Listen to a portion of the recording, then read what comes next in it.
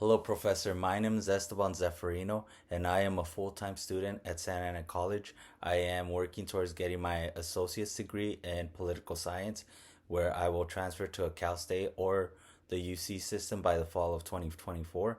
I want to get my bachelor's in political science and maybe aim to go to law school. So, my research paper is on society and its future. My abstract states why this is my abstract. Why the rich get richer, the poor get poorer. How can we trust our government to introduce policies to balance wealth? Is society giving up on itself? Are we not educated enough or have lost motivation? Society might be headed into a miserable dystopian future. Our earth is dying, or is it? How our faith in religion might be wrong, and this disagreement in what to believe further adds to confusion in society. What has been done to non European ethnic groups that have had a long history of oppression and have been excluded from the American dream? So, this is my introduction to my research paper. As society depletes its natural resources, this could lead mankind to a dystopian future.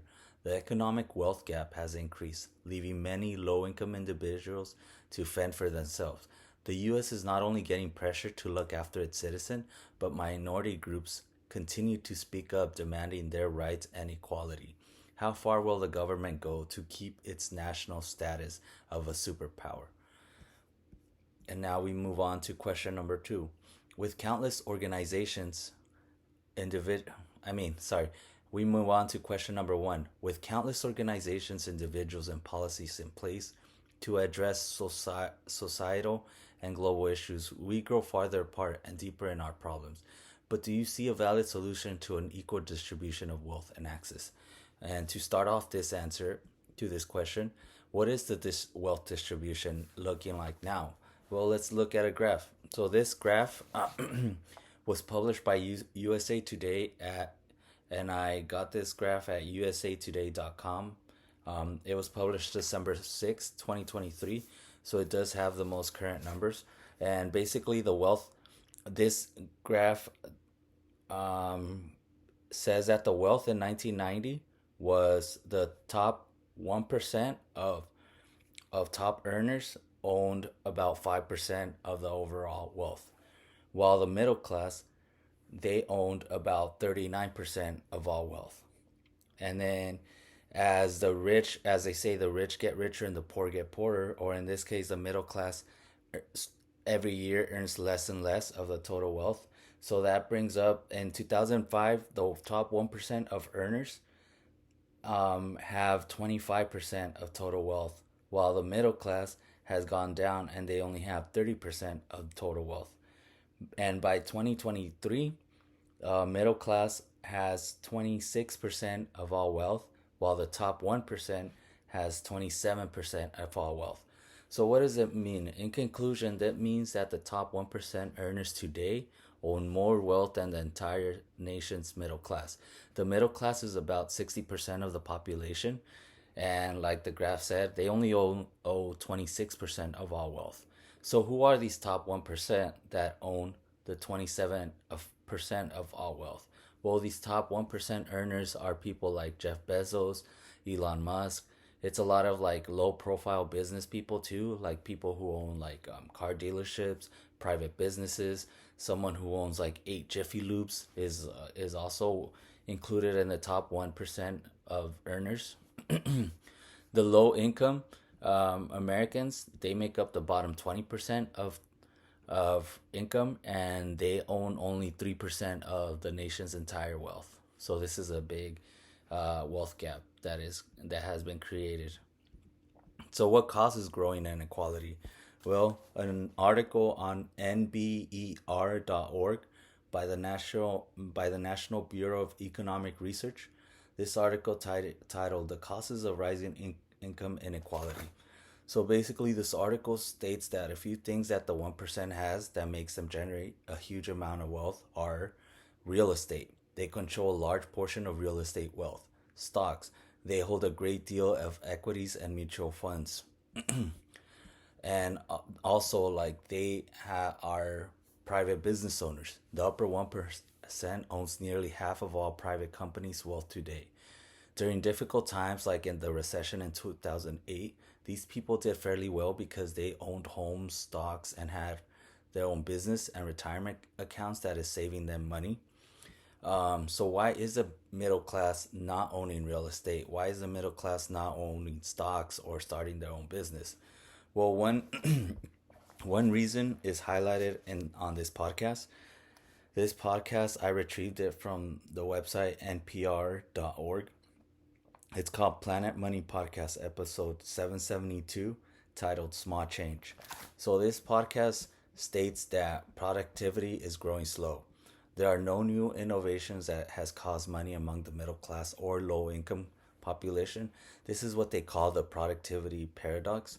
So, this productivity paradox states that nothing really has changed in the last 30 years. Maybe we have an iPhone that now we have a better iPhone than a year ago.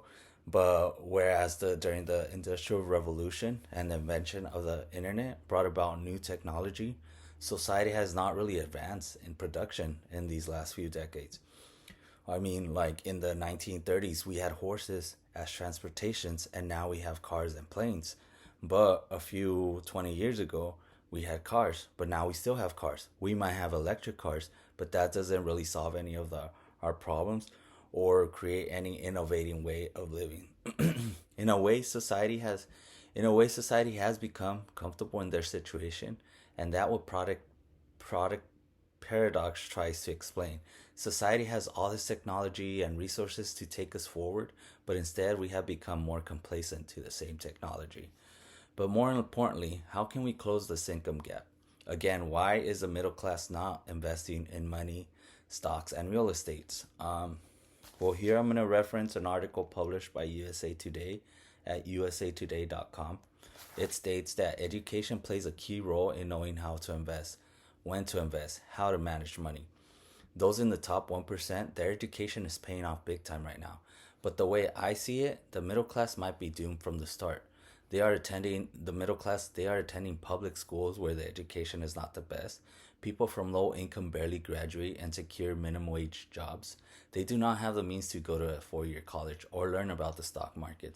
It seems that the wealthy generation create younger wealthy generations where their education and resources are passed down, while the middle class is burdened by the cost of living, and that is what they pass down to their generation, creating this gap and inequality in wealth. So now that we know education can close this gap in wealth, can we trust the government with making policies that allow for better education of these less fortunate? Well, currently, I do not see that happening. From the movie Psychist, it pointed out how Americans do not trust the government and those in power, including the president. The paranoia that the 9/11 terrorist attacks were planned by either the CIA or government themselves shows that there is a big distrust among citizens and their leaders. I did some research to see if these claims made by the movie were true. one of the one of the articles I am going to reference is on pbs.org, article titled Debunking 9/11 Bomb Threats. So it talks about the investigation of the National Institute of Standards and Technology, which is the government body tasked with investigating the Twin Towers collapse. Apparently, many say, well, the building collapsed in a free fall motion. This means that people thought that there was explosions going on around the building, but this article kind of tries to prove that no, there was no bomb explosions.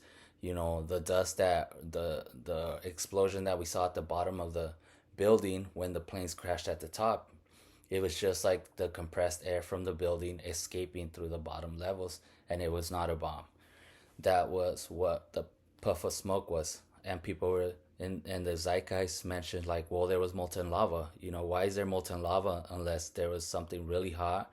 Jet fuel doesn't get that hot. Why is there molten lava that caused the buildings to collapse? Was it an explosion? And they said, no, the jet fuel doesn't get that hot, but the fact that it caught the other furnitures on fire, and it caught a large a lot the building was full of like paper and furniture and all this. That's what made it even hotter, and that's what melted the beams and made them unstable and kind of warped them, and that's why the building collapsed. So this article and many other articles that I found have argued against the claims that were made at Psychers. So the movie Zeitgeist might be seen as a big conspiracy theory for the government to continue to control society. For them to say, "Hey, we want to go to war," and U.S. citizens will agree, it further fuels people's anger. So this is why it creates this distrust of like we can't trust the government to make policies that help the low income middle class because they're only worried about the people that are in the top 1%. We can't trust the government to distribute wealth because they only care about private business owners and having a strong military. So this is what that proves. So moving on to question number 2. With how we consume and overextend resources and the planet, do you see humanity serving as we do or living in a dystopian existence? So first of all, what is in a dystopian existence? I'm going to reference, according to the definition of dystopian existence on the New World Encyclopedia at newworldencyclopedia.org, dystopian existence is the future in which society lives a miserable life characterized by poverty, depression, violence, pollution, and disease. Do I see this happening? Yes. For one thing, we see the government trying to reach social harmony by helping keep unemployment low and offer affordable housing and inclusion. They claim racism in history and long gone, but as we saw with COVID-19, the nation shut down due to the virus. People were not allowed to leave their house, and much of the blame for the virus was geared towards the Asian American community. They said China brought the virus, they are trying to take us out. This is the real terrorist attack. I mean, in an instant, all that built up anger and resentment towards a minority group, in this case, the Asian Americans, was brought up. So, to an article, according to an article on Wired.com titled "Dystopia is Upon Us. Are you ready?" It states that the U.S. government and corporate America has recently shown that they don't always have the citizens' best interests in mind, let alone those minority groups. As government tries to keep its power, their political ideologies are not always what is best for the economy. They often pass bills where they will reduce the budget for education and invest more in military, which is good because we need a strong military, but we also have public schools with limited resources. So, what this explains is that all these contradicting policies lead to a lack of social cohesion, where the middle class are pit against the upper class as the government protects its money. So this kind of creates a war between the groups of people and the group of social statuses. So while the citizens are kind of arguing and going back and not agreeing, this will lead to it being vulnerable, society being vulnerable to manipulation of those in power and those that hold wealth. As I previously discussed, the top 1% not only hold 27% of all wealth, they are able to influence the economy as well. Another issue that may cause this miserable living condition in the future is the destruction of natural resources. Professor, for this one, I am going to reference an article you provided. This article is from a website, english.elpais.com. It's titled Seven of the Nine Thresholds. Sorry. No. Okay, yeah. So, El País article, 7 of the 9 thresholds that allow for human life on Earth have already been crossed. So this article states that a lot of natural resources that are important for a good quality of life for future generation has been compromised. The use of pesticide and phosphorus, which is used big on agriculture, has compromised the water supply. The oceans are rising in acidic levels due to waste, plastic, chemicals, all ending up in the waters. All this lead to depletion of natural resource, which honestly people don't mind as long as they could have their technology, they could drive their cars and live comfortably. But in the long run, this could lead to a state of poor air quality, toxic drinking water, and declining health. America could avoid exhausting their resources by trading with other countries. Again, I'm gonna reference this podcast by Planet Money at npr.org, episode 725. It's titled Trade Show. It talks about international trade. If we had free trade, we could trade with China or South America or Africa, where they could produce something that we need without devastating their natural resources. Government has greatly opposed this free trade. President Obama was close to passing free trade policies, but every other president has gone against it. And by rejecting this free trade, this allows for businesses here in America to have more profit by producing more at the expense of polluting the air or creating more waste that end up in landfills. These businesses get tax cuts because they are creating jobs, yet some of these jobs are offered at minimum wage, where the business owners reap all the profits from it. Employees don't have the same purchasing power as they used to. What they earn does not buy them enough compared to how much they could buy in the 1930s with their salaries. This further leads to policies helping the wealth upper class. In the future, it is these wealthy individuals and government that will rule over the country. I believe that the earth will adapt, the earth will survive, it will heal itself and continue for thousands of years more, just in a different state. It is humans that might not survive or resort to this slave-like future where the wealthy have the most resources and ration them out like in a dystopian movie. For example, the Hunger Games, where people fight to the death for the entertainment due to people doing anything to have food on the table. Humanity will not exist as it is today. People are losing faith in humanity. A lot of world religion is questioned. For once, in the movie Zeitgeist, what it touched upon was how the story of Christianity is based on astrological myth. I did a lot of research on this, where it comparing Horus, the ancient Egyptian god, who the movie claims was the basis for the figure of Jesus Christ. I found a lot of evidence for both supporting those claims and arguing against them. From an hour-long video on YouTube, it's titled Jesus Was Not Copied from the Pagan Mythology by the Council of Trent. So this video, it provides the idea that those claims in the movie Zeitgeist were inaccurate.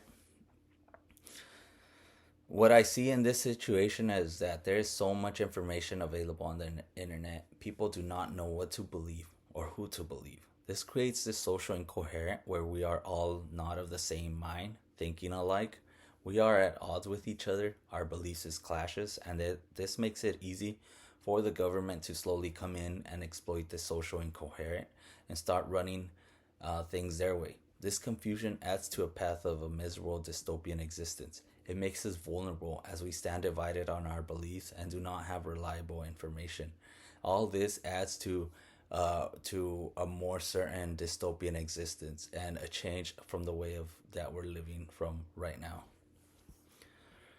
All right, so now moving on to question number 3. Based on what every major non-European ethnic group has suffered at the hands of this nation, past and present, how do we provide them with what they deserve to heal, prosper, and evolve while still addressing all the other issues in our society? Okay. So the government has a long way to go to heal itself. And we ask, how can it also work towards healing those who were persecuted in the past as well? Well, the U.S. has become a superpower by colonization, by creating wealth, and by really fighting for itself and believing that it should have more land and more economic growth. This is commendable because I see them as an entrepreneur as a way, an underdog that started out small but had rose in power. Unfortunately, the U.S. had to take down a lot of minority groups along the way to elevate to its powerful status. For example, the war between Palestine and Israel.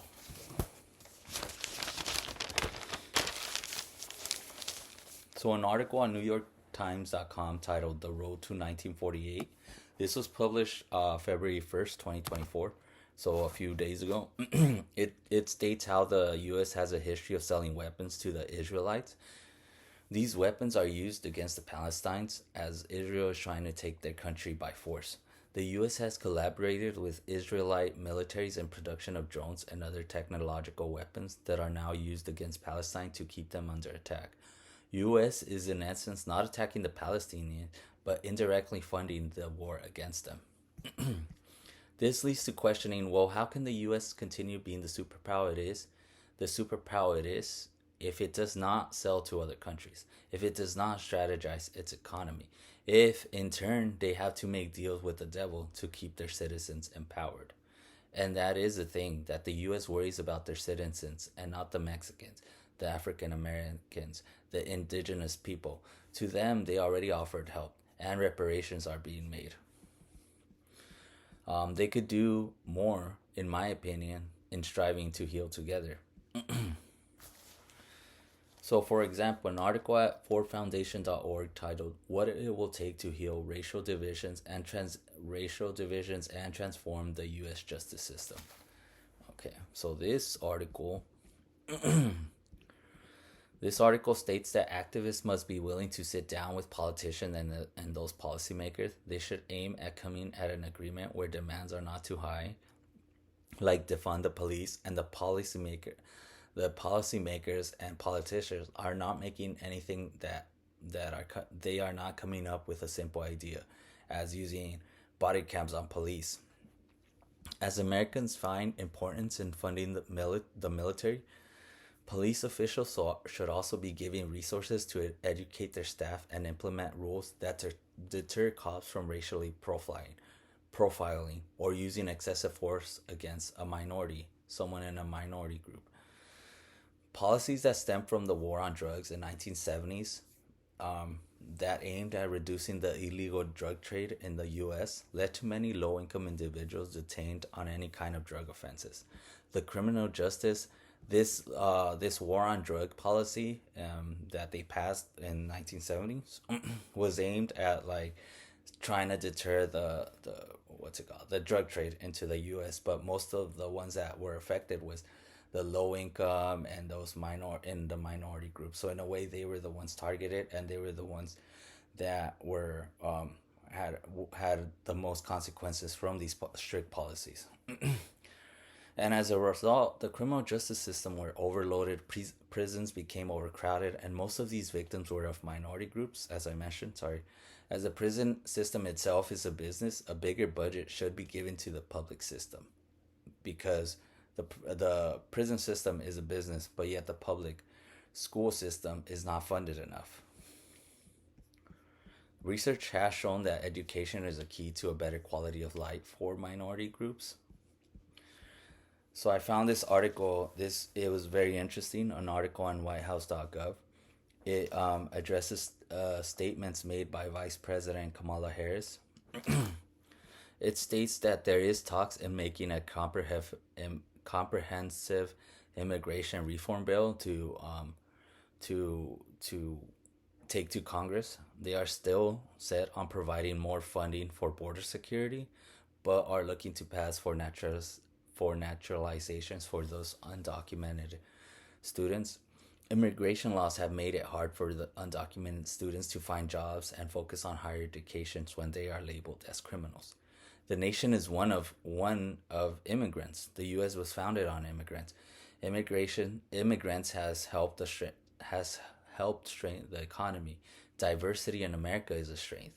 But what we could do to improve this is better access to mental health is also something that we would need to heal the trauma of those who have experienced racism or discrimination. Like for instance, like for me, my mom, she was an illegal immigrant, and she got discriminated against because she did not know how to speak Spanish. So in turn, as I grew up, I was scarred by those events and by her being discriminated by her employer and by the landlord and by society. So in a way, I need that kind of mental health or that therapy to help heal those racial instances that I experienced through my mom. Another thing that will help us heal is awareness, and classes like these, like ethnic studies. Also like revisiting the textbooks and rewriting these textbooks. where minorities groups can write their own stories, have history published in their perspective. I could only hope that history textbooks be rewritten to include the real history of America. This includes the fact that Abraham Lincoln wanted to free slaves, but he also wanted to relocate them outside of this country. The Chinese Exclusion Act that banned the immigration of Chinese laborers in the U.S. into the U.S. in 1882. The real meaning of Thanksgiving, which was not the Native Americans celebrating peace with the Pilgrims. Society needs to be aware that there should be no resentment towards minority groups. We are all created equal. Your skin color does not make someone racially inferior. All stereotypes, even positive ones, can be hurtful. We can be unique and hold on to our cultures and values while still living unity. We should appreciate these differences. All right. In conclusion, activism should not be a thing of the past. We should use our freedom of speech to advocate for ourselves and for others. We should speak up when injustices is being done and question authority when something is done wrong. We are all contributing members of society. As society, let's push to educate the younger generation and inspire higher education. Let's support those entrepreneurs and facilitate a fair distribution of wealth. Let's stop funding wars with deceptive methods. Let's take care of our earth and our natural resources. The earth will find a way to survive, but we might not be here. And again, let's live in unity, respect each other's belief, and uplift one another.